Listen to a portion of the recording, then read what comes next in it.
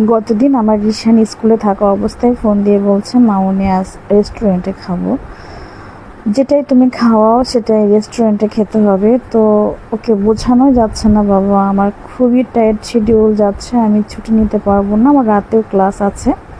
কিন্তু ও বুঝে না। তো অনেক কষ্ট করে পরে বুঝলাম, চলো আমরা আজকে বাসাকেই রেস্টুরেন্ট বানাই। তারপরে মা ছেলে মিলে, বাসা এলোমেলো ছিল, গুছিয়ে আমরা আমাদের টেবিলটাকে একটু 5 স্টার ভাইব দেওয়ার চেষ্টা করলাম।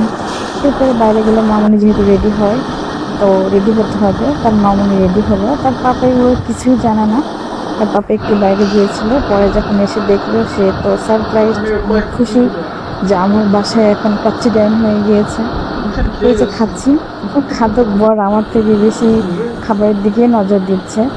নজর দেবে না কেন বলুন, খাবারটা আসলেই অনেক মজার ছিল, সে খেয়ে যাচ্ছে। সবচেয়ে বড় কথা হচ্ছে আমার রিশান অনেক বেশি খুশি হয়েছে। আসলে সবসময় যে রেস্টুরেন্টে গিয়ে খেতে হবে সেটা না, পরিবারের সাথে সুন্দর মুহূর্ত যে কোনো জায়গাতেই সুন্দর, এটাই সত্যি। তো খাবার মাঝে বয়স সাথে একটু করে ঢং করে নিলাম, মানে বয়সটা ঢং না করলে কি আর চলে বলেন। তো বড় ঢঙে সাই দিল, সে একটু ভাব নিচ্ছে।